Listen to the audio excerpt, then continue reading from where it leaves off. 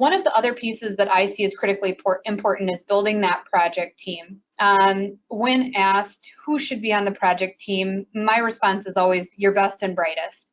Think about those individuals in your organization that really understand what makes your organization tick, that are intimately familiar with your business processes.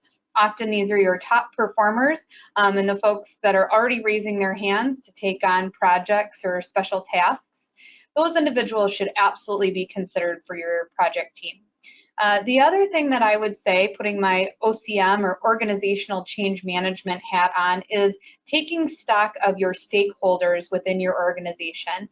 And from an organizational change management perspective, a stakeholder is anyone whose life is going to change as a result of the system change. So just mapping out what are the roles and the individuals within your organization that are going to feel an impact from the change in system.